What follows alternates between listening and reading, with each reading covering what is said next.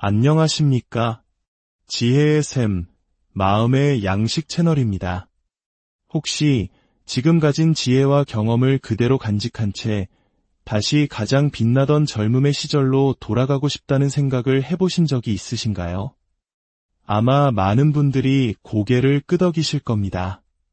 만약 그럴 수만 있다면 우리는 과거와는 전혀 다른 선택을 하고 더 의미 있는 삶을 살아갈 수 있을 거라고 믿기 때문입니다.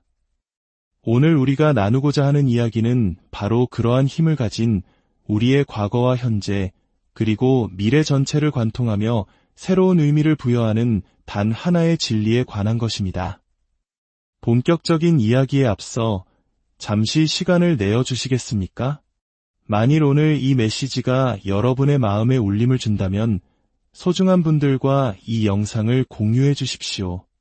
하나님의 은혜를 나누는 가장 아름다운 방법이 될 것입니다. 또한 구독과 좋아요를 통해 저희 채널을 응원해 주시면 저희가 이 귀한 사역을 계속 이어가는 데 큰 힘이 됩니다.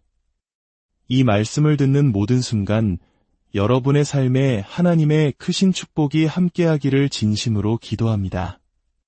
새로운 세대에게 복음의 횃불을 넘겨주는 것, 이는 우리 시대 크리스천들에게 주어진 가장 중요한 사명 중 하나일 것입니다.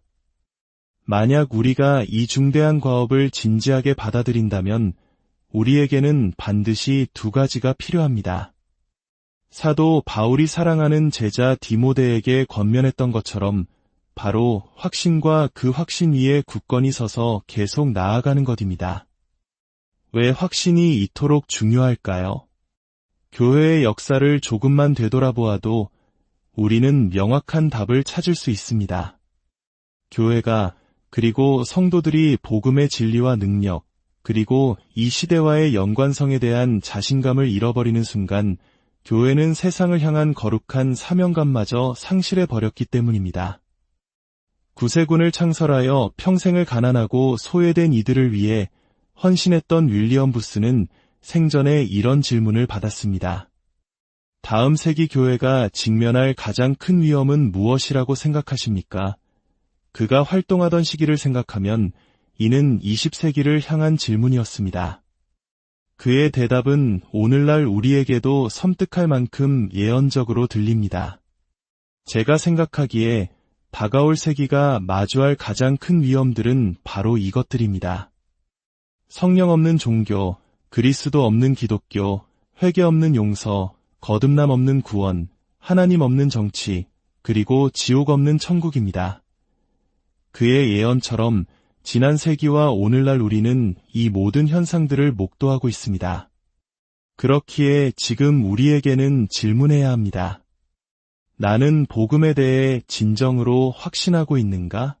복음의 핵심이 우리를 죄와 사탄과 죽음의 권세로부터 구원하시기 위해 주 예수 그리스도 안에서 하나님께서 행하신 일이라는 사실을 의심 없이 믿고 있는가? 세상 사람들의 눈에는 어리석게 보이고 그들의 교만한 마음에 거슬리는 이 십자가의 메시지가 우리가 말하고 행하는 모든 것의 중심이라는 사실을 절대적으로 확신하고 있는가? 기억하십시오. 십자가가 선포되고 설명되지 않는 복음은 결코 복음일 수 없습니다. 만약 우리가 이 진리를 굳게 붙들지 않는다면 우리는 세상의 수많은 다른 가치관과 의제들 앞에 무릎 꿇게 될 것입니다. 그러나 우리는 예수 그리스도의 주권 아래 우리가 믿고 싶은 것만 마음대로 믿을 자유가 없습니다. 우리가 성경을 덮어버리는 순간 우리가 기억하던 그리스도는 곧 우리가 상상으로 만들어낸 그리스도로 변질되고 맙니다. 일찍이 교부 아우구스티누스는 이렇게 경고했습니다. 만일 당신이 복음에서 마음에 드는 것만 믿고 마음에 들지 않는 것을 거부한다면 당신이 믿는 것은 복음이 아니라 바로 당신 자신이다. 한 죄인을 그릇된 길에서 돌아서게 하는 것은 하나의 왕국 전체를 세속적인 악에서 해방시키는 것보다 더 위대한 사건입니다. 누가 죄인의 마음을 돌이키게 할 수 있습니까? 누가 굳은 마음을 부드럽게 하고 보지 못하는 눈을 뜨게 할 수 있습니까? 오직 하나님만이 하실 수 있습니다. 그리고 하나님께서는 바로 그분의 아들 예수 그리스도의 복음을 통해 그 일을 행하기로 작정하셨습니다. 그러므로 지금은 희석된 복음이나 미지근한 신앙에 머무를 때가 아닙니다. 지금이야말로 우리가 뒷걸음질 치는 대신 성경의 권위 아래 서서 우리의 친구들과 이웃들에게 창의적이고 매력적인 방식으로 담대하게 선포해야 할 때입니다. 우리가 전해야 할 복음의 첫 번째 특징은 그것이 역사적 사실이라는 점입니다. 성경의 이야기는 실제로 일어난 사건들입니다. 어떤 분들은 그건 이미 다 아는 사실 아닙니까? 라고 반문할지도 모릅니다. 맞습니다. 저는 새로운 이야기를 하기 위해 이 자리에 선 것이 아닙니다. 우리가 결코 잊어서는 안 될 가장 오래고 중요한 진리를 다시 한번 되새기기 위함입니다. 이 모든 일은 실제로 일어났습니다. 사도 바울은 고린도전서 15장에서 이렇게 선포합니다. 내가 받은 것을 먼저 너희에게 전하였노니 이는 성경대로 그리스도께서 우리 죄를 위하여 죽으시고 장사 지낸 바 되셨다가 성경대로 사흘 만에 다시 살아나사 바울이 말하는 성경대로란 구약 성경의 모든 예언이 바로 예수 그리스도 안에서 성취되었음을 의미합니다. 사도 베드로 역시 동일하게 증언합니다. 우리 주 예수 그리스도의 능력과 강림하심을 너희에게 알게 한 것이 교묘히 만든 이야기를 따른 것이 아니요. 우리는 그의 크신 위엄을 친히 본 자라. 때로 우리는 이 진리에 너무 가까이 있어서 한 걸음 물러나 그 엄청난 의미를 제대로 깨닫지 못할 때가 있습니다. 우리는 꾸며낸 신화를 전하는 것이 아니다. 라고 말했던 베드로와 제자들은 예수님이 십자가에 못 박히신 성금요일에 완전히 절망하고 좌절했습니다. 부활절 아침에는 무슨 일이 일어났는지 몰라 어리둥절했습니다. 하지만 불과 몇 주 뒤 그들은 예루살렘 거리 한복판에 서서 이렇게 외칩니다. 이 예수를 하나님이 살리신지라 우리가 다 이 일의 증인이로다. 그들이 증언한 것은 추상적인 아이디어나 개념, 철학이 아니었습니다. 그것은 바로 사실이었습니다. 베드로와 다른 사도들은 예수님께서 살아나셨다는 것을 명백히 확신했습니다. 저명한 신학자 F. 브루스는 이렇게 말했습니다. 만약 예수께서 죽은 자 가운데서 다시 살아나지 않으셨다면 우리는 아마 그분의 이름조차 들어보지 못했을 것이다. 이것이 바로 누가복음이 그 시작을 철저히 역사적 배경 위에 두는 이유입니다. 누가복음 3장은 마치 한 편의 정밀한 역사 기록서처럼 시작됩니다.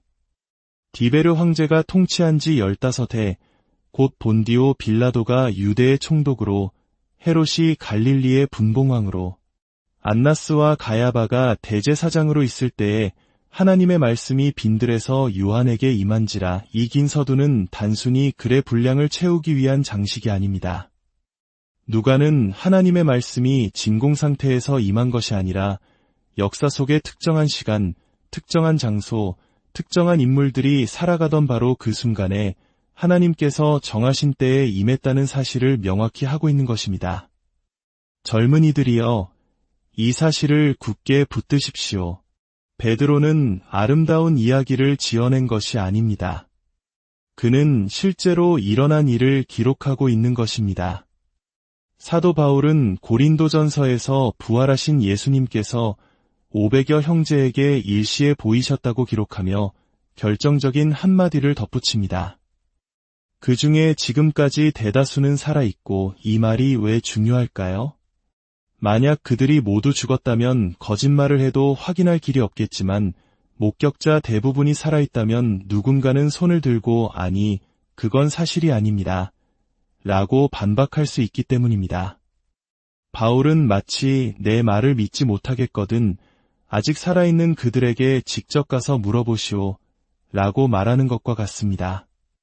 우리는 굳이 성경이 아니더라도 로마와 유대의 역사가들의 기록을 통해서도 예수의 추종자들이 그를 하나님으로 경배하고 메시아라 불렀으며 그가 본디오 빌라도가 총독으로 있을 때 유대에서 처형당했다는 사실을 확인할 수 있습니다.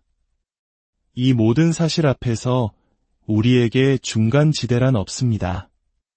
예수 안에서 하나님께서 인간의 시간 속으로 들어오셔서 완전한 삶을 사시고 죄인인 우리가 마땅히 받아야 할 죽음을 대신 죽으시고 사흘 만에 죽은 자 가운데서 다시 살아나셨습니다. 이 사실이 진실이거나 아니면 신약 성경 전체가 정교하게 조작된 거짓말, 즉 거대한 사기극이거나 둘 중 하나입니다.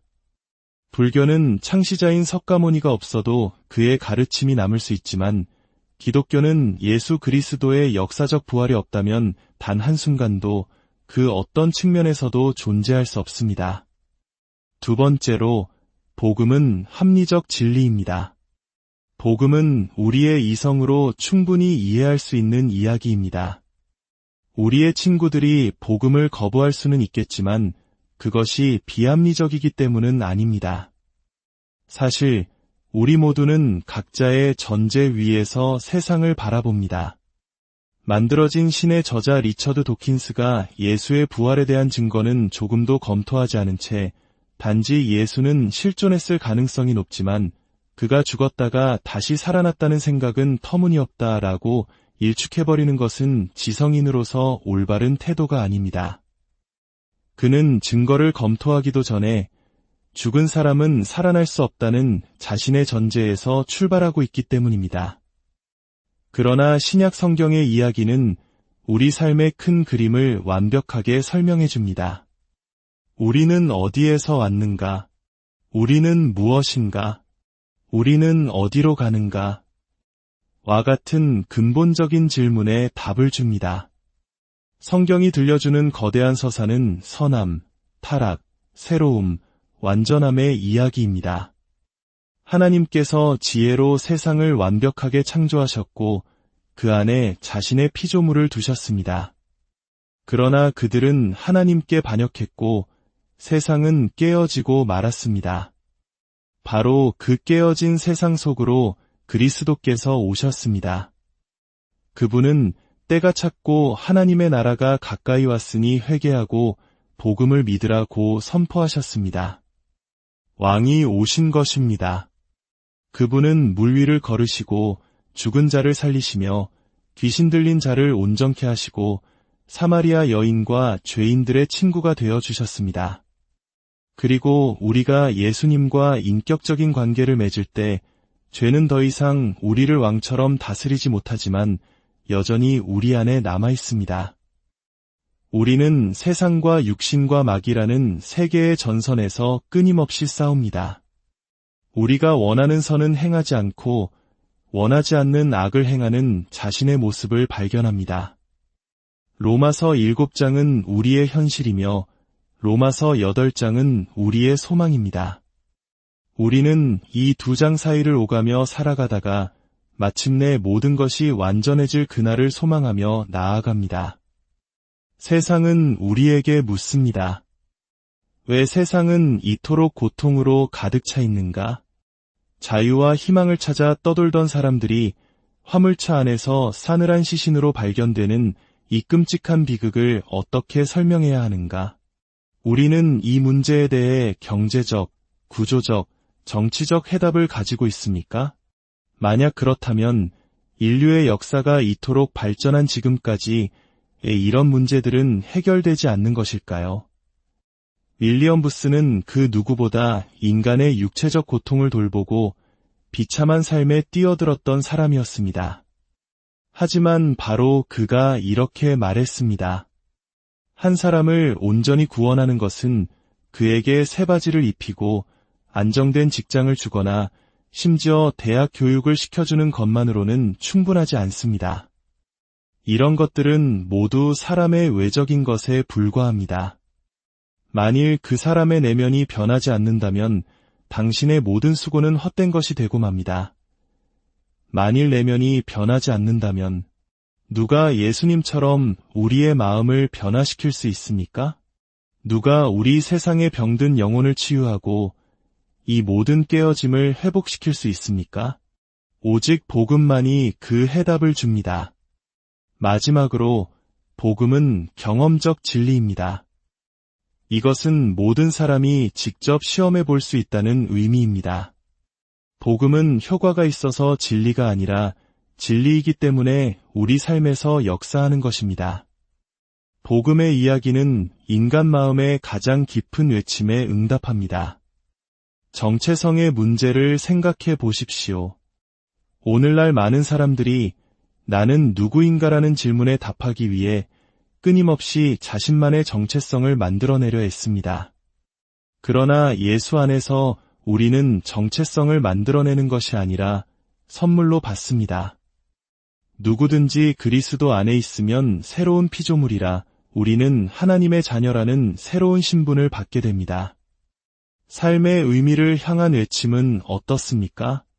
실존주의 철학자 사르트르는 이렇게 썼습니다. 우리는 모두 이 소중한 존재를 보존하기 위해 먹고 마신다. 그러나 존재해야 할 이유는 전혀 아무런 이유도 없다. 얼마나 허무한 고백입니까? 그러나 예수님께서는 말씀하십니다. 내가 온 것은 양으로 생명을 얻게 하고 더 풍성히 얻게 하려는 것이라. 진정한 자유를 향한 갈망, 자기 연민과 질투와 분노로부터의 자유를 원하십니까? 아들이 너희를 자유롭게 하면 너희가 참으로 자유로우리라. 용서와 사랑, 희망과 하나님을 향한 갈망, 하나님과 분리된 채 느끼는 그 숨막히는 고통으로부터 해방되기를 원하십니까? 이 모든 것에 대한 해답이 바로 복음 안에 있습니다. 사랑하는 여러분, 여러분은 이 모든 것에 대해 진정으로 확신하십니까? 단순히 신앙 고백서에 서명하고 교회에 등록했다는 것을 묻는 것이 아닙니다. 당신의 삶의 가장 깊은 중심에서 당신이 목숨을 걸고 지킬 만한 진리로서 이 복음을 확신하고 있습니까? 이 이야기가 역사적 사실이며 합리적인 진리이며 오늘날 이 파편화된 사회 속에서도 우리가 담대하게 말할 수 있고 사람들에게 와서 맛보고 주님의 선하심을 알지어다 라고 초대할 수 있는 경험적 진리임을 확신하십니까? 신약 성경의 단 한 줄도 예수께서 죽음을 이기시고 영원히 살아계시다는 확신 없이는 기록될 수 없었습니다. 기독교의 상징은 십자고상에 매달린 죽은 형상이 아니라 자신의 발 아래 부서진 십자가를 딛고 승리하신 그리스도입니다. 바로 그 진리가 한 사람으로 하여금 자신의 작은 꿈을 포기하고 이 복음을 땅끝까지 전하게 만드는 원동력이 됩니다. 만약 제게 다시 젊음이 주어진다면 저는 제가 가보지 못했던 곳으로 가고 싶습니다. 이 세상의 모든 외로운 사람들에게 이 놀라운 이야기가 신화가 아닌 역사이며 맹목적인 믿음이 아닌 합리적인 진리이며 우리 각자가 삶으로 경험할 수 있는 능력임을 전하고 싶습니다. 함께 기도하겠습니다. 거룩하신 하나님 아버지, 우리가 의미 있는 말을 하기 위해 기묘한 철학적 구조물을 만들어낼 필요가 없음에 감사드립니다. 하나님께서 그리스도 안에 계시사 세상을 자기와 화목하게 하시며 그들의 죄를 그들에게 돌리지 아니하셨으니 이는 그 죄를 당신의 아들에게 모두 담당시키셨기 때문임을 믿습니다. 하나님의 사랑으로 하나님의 진노를 잠재우시고 하나님의 선물, 곧 주 예수 그리스도 안에서 그 모든 것을 이루신 은혜에 감사드립니다. 우리의 남은 생이 길든 짧든 주께서 우리를 세우신 삶의 모든 영역에서 우리가 배운 바를 굳게 확신하며 계속 전진하는 자들이 되게 하여 주옵소서. 우리 안에 착한 일을 시작하신 이가 그리스도 예수의 날까지 온전히 이루실 줄을 확신한다는 약속의 말씀을 붙듭니다. 우리 자신을 주님께 온전히 내어 맡기오니 주님의 사랑 안에서 우리를 돌보아 주옵소서. 우리 주 예수 그리스도의 이름으로 기도합니다. 아멘. 오늘 이 말씀을 듣는 모든 분들의 삶에 하나님의 깊은 평안과 은혜가 함께하기를 다시